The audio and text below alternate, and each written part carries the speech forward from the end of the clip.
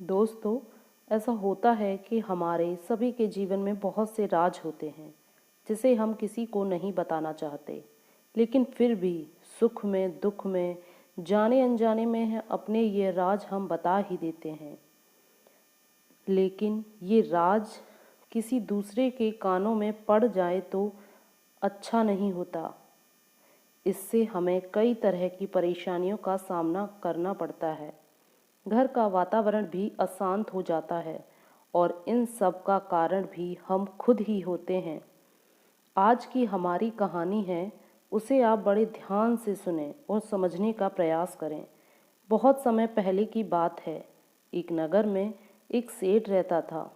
वह बहुत धनी था। उसके पास वह सब था जो वह चाहता था। वह सब उसने अपनी मेहनत से हासिल किया था। उसके पास किसी चीज़ की कोई कमी नहीं थी। वह अपने परिवार के साथ बहुत खुशी खुशी रहता था। सेठ बहुत मेहनती व्यक्ति था। वह अपने काम को नई ऊंचाइयों तक पहुंचाना चाहता था। वह जितनी मेहनत करता था, उसके फलस्वरूप उसे उतनी आमदनी नहीं हो पाती थी, जिसका कारण उसकी पत्नी थी, क्योंकि वह अपनी पत्नी से कोई बात छुपाता नहीं था। अपने व्यापार की सारी बातें अपनी पत्नी को बता दिया करता। वह कहाँ से और कैसे कितना धन अर्जित करता है, वह सब अपनी पत्नी को आकर बताता। उसकी पत्नी बहुत सीधी सादी भोली भाली थी। उसका मन साफ था और वह किसी से कुछ छिपाती भी नहीं थी। जब कोई उससे सेठ के बारे में पूछता तो वह सब कुछ सही सही बता दिया करती। इस बात को लेकर सेठ और उसकी पत्नी में बहस भी हो जाती थी। सेठ कई बार कहता कि मैंने तुम्हें कितनी बार मना किया है कि अपनी घर की बातें कभी किसी को मत बताया करो, लेकिन तुम अपनी आदतों से बाज नहीं आती। इतना कहकर सेठ वहां से क्रोधित होकर चला गया। सेठ की पत्नी बहुत भोली भाली थी। वह सेठ की किसी भी बात का बुरा नहीं मानती थी, जिस कारण उसे अपने पति की किसी बात का बुरा नहीं लगता और ना ही उसे कोई असर पड़ता था। ये बात हर जगह फैल चुकी थी कि सेठ की पत्नी बड़ी दयालु है, वह बड़ी भोली है। एक दिन सेठ का एक मित्र उससे मिलने आया। उसने सेठ से कहा कि मित्र, तुम ऐसा क्या करते हो कि तुम दिनों दिन धनी होते जा रहे हो और मैं अपने सामान को बेच भी नहीं पा रहा। मैं तुम्हारी तरह धन नहीं कमा पा रहा हूँ। मुझे भी बताओ कि तुम ऐसा कैसे करते हो। लेकिन सेठ ने उसे साफ साफ मना कर दिया। सेठ ने उसे कोई भी बात नहीं बताई। तभी सेठ के मित्र को किसी ने बताया कि तुम्हें सेठ के बारे में जो भी राज पूछने हैं तो तुम उसकी पत्नी से जाकर पूछना, वह सब कुछ तुम्हें बता देंगी। सेठ के मित्र ने ठीक वैसा ही किया। वह उसकी पत्नी के पास गया और कहने लगा कि सेठ क्या काम करते हैं, वह किस तरह से अपना सामान बेचते हैं। समझ ही नहीं आता कि आखिर वह अपना व्यापार किस तरह से करते हैं। और हम तो दिन भर घूमते रहते हैं, लेकिन हमारा तो व्यापार नहीं चल पाता। आप ही बताइए, सेठ ये सब इतनी आसानी से कैसे कर लेते हैं। सेठ की पत्नी ने सारी बातें साफ साफ उसके मित्र को बता दी कि सेठ अपना व्यापार किस तरह से करते हैं।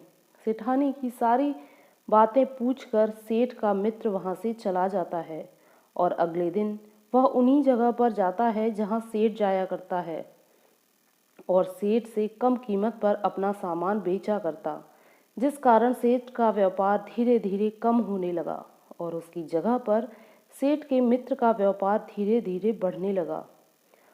लोग केवल उसी से सामान खरीदते क्योंकि वह सेठ से कम दाम पर अपने सामान को बेचा करता। जब सेठ को यह बात पता चली कि सेठ का मित्र भी उन्हीं जगहों पर जाकर अपना सामान कम कीमत पर बेच रहा है, तो सेठ ने अलग अलग नगरों में जाकर अपना सामान बेचना शुरू किया। लेकिन सेठ का वह मित्र अब भी रुका नहीं था। वह सेठानी के पास जाकर सेठ के बारे में सब कुछ पता कर लेता और वह उन नगरों में भी जाने लगा जहां सेठ अब जाने लगा था। सेठ हर रोज नए नगर ढूंढता और वहां अपना सामान बेचता। उसका मित्र भी सेठ के पीछे पीछे उन्हीं नगरों में जाने लगा और अपना सामान सेठ से कम कीमत पर बेचने लगा। ऐसा करते करते कई दिन बीत गए और अब सेठ बहुत परेशान होता है क्योंकि उसे अब कोई नए नगर नहीं मिल रहे थे जहां पर जाकर वह अपना सामान बेच सके। सेठ के मित्र ने सभी जगहों पर अपना कब्जा कर लिया था। सेठ समझ चुका था कि यह सब उसकी पत्नी का ही किया कराया है। वह बहुत दुखी और परेशान होता है। वह आकर अपनी पत्नी से कहता है, तुम्हें तो कुछ भी बताना बेकार है। आज तुम्हारे कारण ही हमारा व्यापार चौपट हो गया। तुम्हारे पेट में कोई भी बात नहीं रुक सकती। मैंने तुम्हें कई बार समझाया लेकिन तुम्हारे कुछ भी समझ में नहीं आता। मैंने कितनी बार कहा था कि घर की बातें घर में ही रखो, कभी किसी को मत बताओ, लेकिन देखो आज तुम्हारे कारण क्या हो गया। यह सब सुनकर सेठ की पत्नी कहती है कि अगर आप अपना काम ठीक से नहीं कर पा रहे हैं तो इसमें मेरी क्या गलती।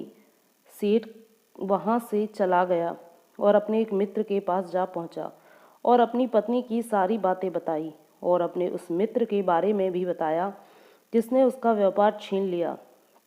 वह मित्र अंदर ही अंदर सोचता है कि ये भी कितना बड़ा मूर्ख है। अपनी पत्नी के पेट में कोई बात रुकती नहीं तो उसे बताता ही क्यों है, और अब देखो मेरे पास आया है अपने दुख रोने।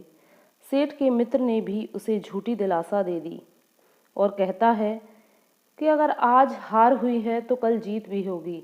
अब जो लोग सेठ का मान सम्मान किया करते थे वही लोग सेठ पर हंस रहे थे।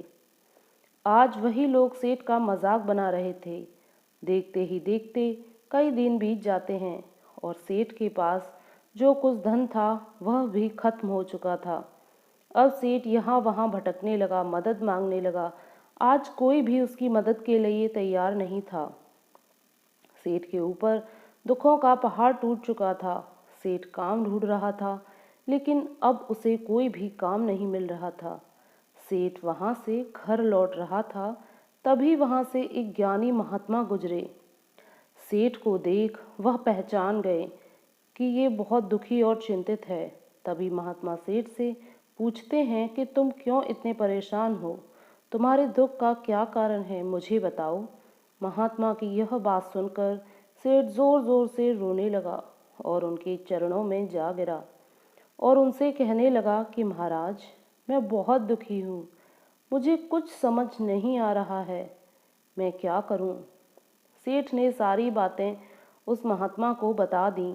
अब महात्मा सेठ से कहते हैं कि जब तुम ये बात जानते हो कि तुम्हारी पत्नी कोई भी बात पचा नहीं सकती तो तुम्हें सारी बातें अपनी पत्नी को नहीं बतानी चाहिए जिससे तुम्हारा बुरा हो। ऐसी बातों को हमेशा अपने तक ही सीमित रखना चाहिए, फिर चाहे वो तुम्हारी पत्नी ही क्यों न हो। अगर तुम अपने जीवन में सफल होना चाहते हो तो आगे चलकर ऐसी गलती दोबारा मत करना। इसीलिए जो बातें आज मैं तुम्हें बताऊंगा उन्हें ध्यानपूर्वक सुनना, इन बातों को अपने जीवन में उतार लेना। वह महात्मा कहते हैं, चाहे कुछ भी हो जाए अपनी मजबूरी कभी किसी दूसरे को ना बताएं, चाहे फिर वह आपकी पत्नी पुत्र ही क्यों न हो, क्योंकि जब भी तुम किसी को अपनी मजबूरी बताते हो तो लोग उसका फ़ायदा उठाते हैं। हम आसपास के लोगों को अपना समझते हैं और उन्हें सारी बातें बता देते हैं, लेकिन वे लोग तो इससे भी बस अपना फ़ायदा ही ढूंढते हैं। उन्हें कोई फ़र्क नहीं पड़ता कि आप सुखी हैं, दुखी हैं या आपको कैसा लग रहा है, उन्हें कोई फ़र्क नहीं पड़ता। अपनी गलतियों को भी किसी को ना बताएं क्योंकि लोग इसका भी फ़ायदा ही उठाएंगे। इसीलिए अपनी गलतियों के बारे में भी कभी किसी दूसरे व्यक्ति को ना बताएं। अपनी रणनीतियाँ जो आपने भविष्य के लिए बनाई हैं उनके बारे में भी किसी दूसरे को ना बताएं। अपने घर की कोई भी बात किसी से बाहर शेयर ना करें। इससे होगा ये कि बाहर वालों को आपके घर में आने का मौका मिल जाएगा और धीरे धीरे वह आपके सभी राजों के बारे में जान जाएंगे। इसीलिए कोशिश करें कि अपनी किसी भी बात को बाहर वाले को ना बताएं। जो दान आपने किया उसका फल भी आपको ही प्राप्त होगा। इसीलिए अपने द्वारा किए गए दान के बारे में भी कभी किसी को ना बताएं। महात्मा की बातों पर अमल कर सेठ ने ऐसा ही करना शुरू किया। अब सेठ का व्यापार धीरे धीरे फिर से बढ़ने लगा और सेठ के जीवन में फिर से खुशियां आ गईं। आशा करते हैं कि आपको आज की हमारी ये कहानी अच्छी लगी होगी। अगर आप हमारे चैनल पर नए हैं और आपने अभी तक हमारे चैनल को सब्सक्राइब नहीं किया है तो इसे सब्सक्राइब ज़रूर करें और साथ ही बेल आइकन प्रेस करें ताकि हर नई वीडियो का नोटिफिकेशन आपको सबसे पहले मिल सके।